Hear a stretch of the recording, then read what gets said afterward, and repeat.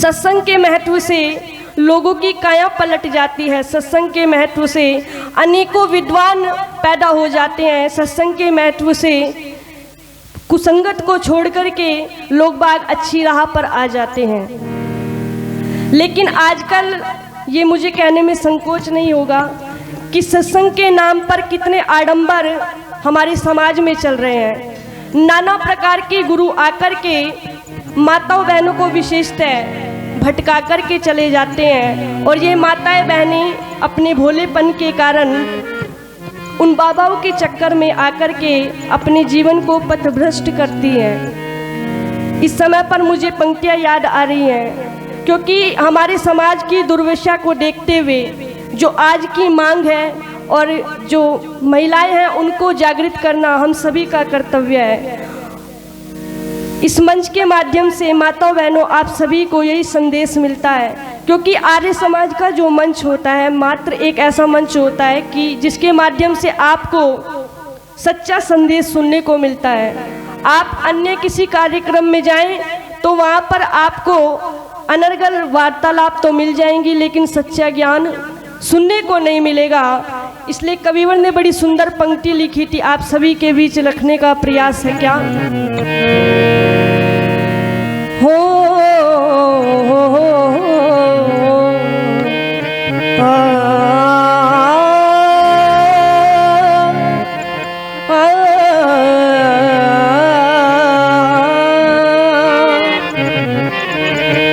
कि गुरु आ रही है तुम्हें बहका रही है, बना रहे चेले और चेलियां गुरु आ रही है तुम्हें बहका रही है,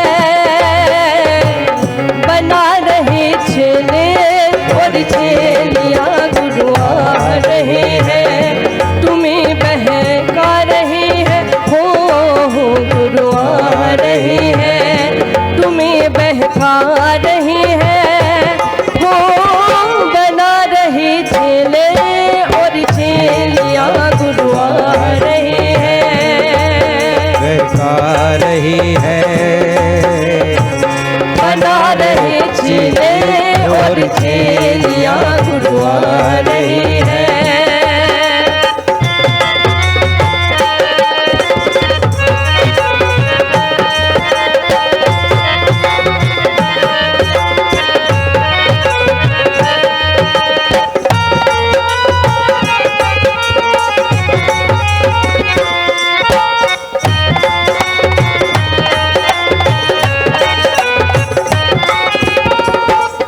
एक एक पंक्तियां ध्यान पूर्वक सुनना। क्या कहा, सिरसा में धन धन सतगुरु तेरा ही आसरा हो, सिरसा में धन धन सतगुरु तेरा ही आसरा, कानों में मंत्र देके माते बहन फांस रहा है, बड़ा ही ढोंगी चला रहा पंथा पोंगी है, बड़ा ही ढोंगी चला रहा पंथा पोंगी। ओ लगता है छल कपट खेलियां गुरु आ रही है तुम्हें बहका रही है, हो बना रहे चेले और चेलियां, बना रहे चेले और चेलियां गुरु आ रही है तुम्हें बहका रही है, हो गुरु आ रही है, बहका रही है, जला रही चेले और चेलियां गुरु आ रही है।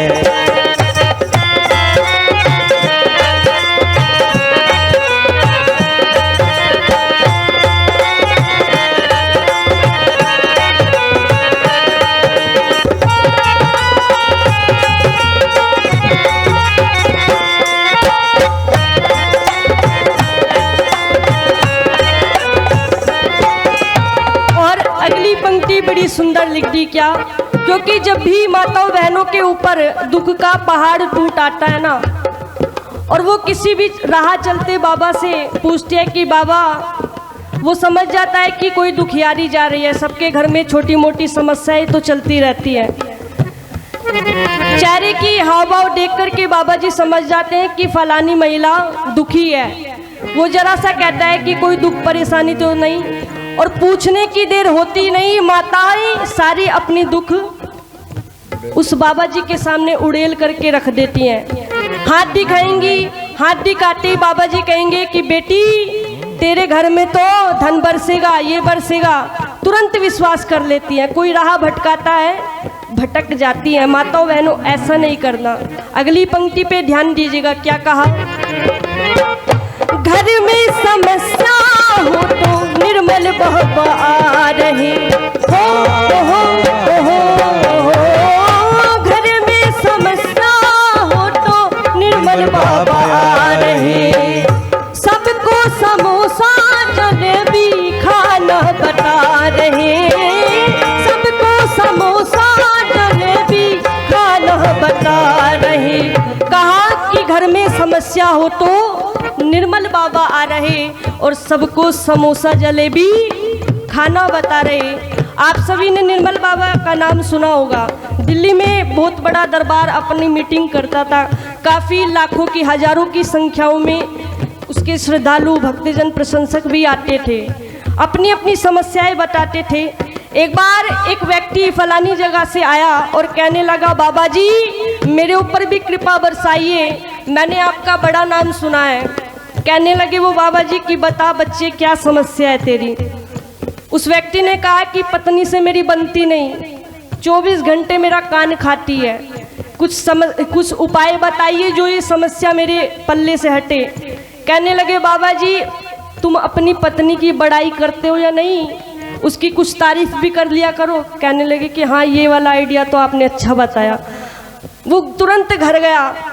घर जाते ही पत्नी ने बड़ा सुंदर भोजन परोस करके दिया, और जैसे ही वो भोजन खाने के लिए पहला निवाला तोड़ करके मुंह में डालने ही वाला था, बाबा जी की बात याद आ गई।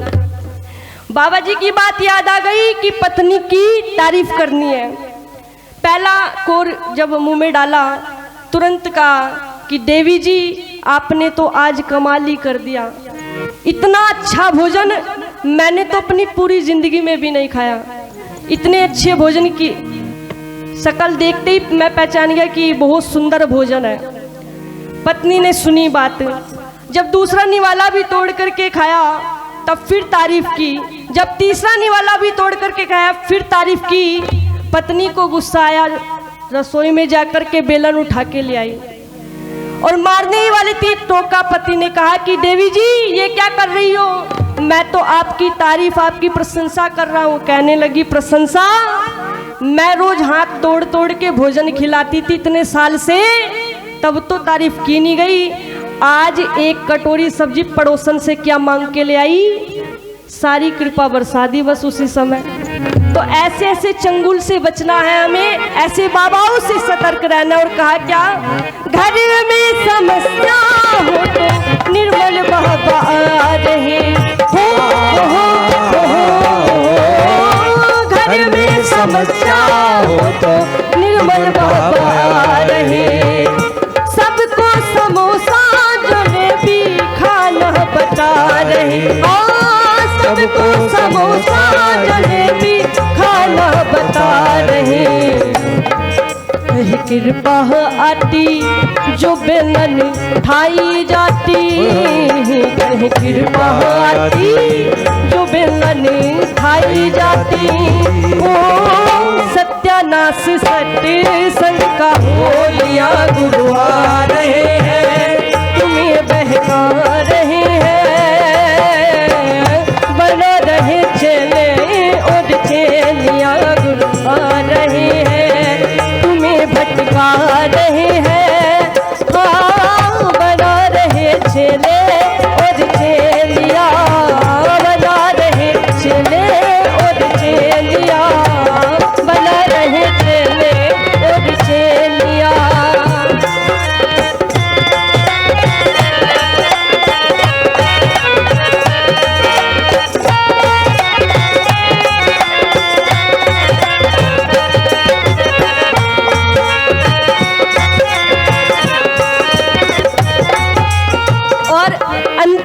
क्या कही माताओं बहनों, जब भी आप किसी व्यक्ति को अपना गुरु मानती हो ना, गुरु बनाने के लिए जा रही हो, तो कम से कम उसके आचरण को, उसके क्रियाकलाप को आप उसका परीक्षण कर लिया करो, उसकी जांच कर लिया करो।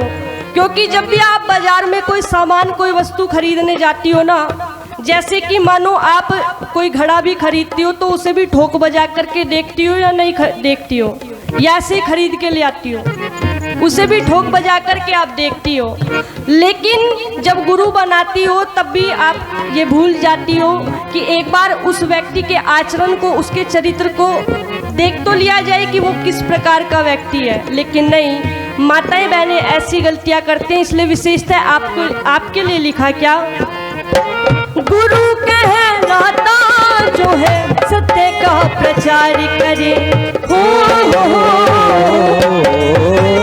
गुरु कहलाता जो है सत्य का प्रकाश करे, पाखंड का नाश करके सत्य का प्रचार करे, पाखंड का नाश करके सत्य का प्रचार करो। तुम उसको हो जानो रे अंजलि बाद में मानो, तुम उसको हो जानो रे अंजलि बाद में मानो।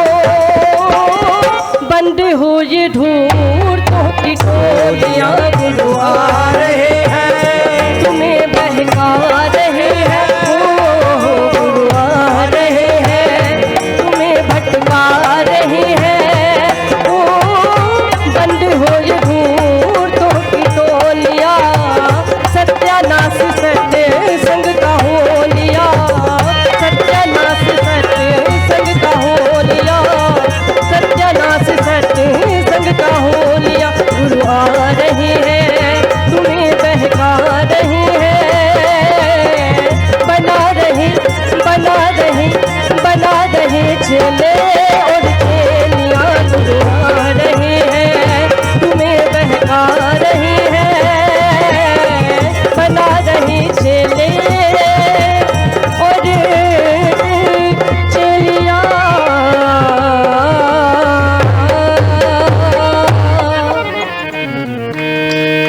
के गुरु आ रहे हैं, तुम्हें बहका रहे हैं, बना रहे चेले और चेलियां।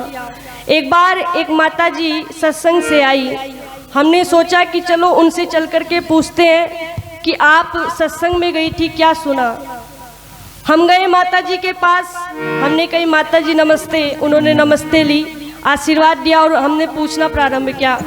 माताजी से पूछा कि माताजी आप सत्संग में गई थी, क्या सुन करके आई। माताजी ने कहा बेटी तुम्हें नहीं पता, 4 बीघे जमीन में तो टेंट गड़ा हुआ था, टेंट, और हजारों की संख्या में लोग भीड़ आए हुए थे, और भंडारे में इतनी अच्छे पकवान, इतना अच्छा शुद्ध देसी घी का हलवा मिल रहा था, जो कि सबको भरपेट खाने को भी मिल रहा था। हमने कहा माताजी हमने हलवे की नहीं पूछी, हमने टेंट की भी नहीं पूछी, और हमने भीड़ की भी नहीं पूछी, आप ये बता दो कि आपने सत्संग में सुना क्या। तब माताजी ने थोड़ा अपने दिमाग पर जोर डाला और सोच कर के कहा कि बेटी तुम्हें नहीं पता साज सज्जा कितनी सुंदर थी वहाँ की, इतनी सुंदर लाइट सिस्टम थी, इतनी सुंदर साउंड सिस्टम थी। हमने जब पूरी बात की और पूरी बात का निष्कर्ष निकाला, सारांश निकाला, तो अंतिम निर्णय ये हुआ कि माताजी को सत्संग में कुछ भी नहीं सीखने को मिला। उनका ध्यान टेंट पे तो था, उनका ध्यान भीड़ पे तो था, उनका ध्यान भोजन पे भी था, लेकिन वहाँ क्या सुनाया गया उस पर ध्यान माताजी का नहीं था। क्योंकि सत्संग में लोग बाग जाते हैं तो अच्छी बातें सीख करके नहीं आते, वहाँ से उनकी साज सज्जा, हाव भाव देख करके प्रसन्न होकर के आ जाते हैं। लेकिन ध्यान देना माताओं बहनों सज्जनों, सत्संग इसका नाम नहीं है। सत्संग तो वो होता है, अभी कुलदीप आर्य जी आप सभी को बता रहे थे, जहाँ सत्य का प्रचार होता है, जहाँ अच्छी आदतें आपको सीखने को मिलती हैं, जीवन से दुर्गुण एवं दुर्व्यसन हट जाता है, उसी का नाम सत्संग है।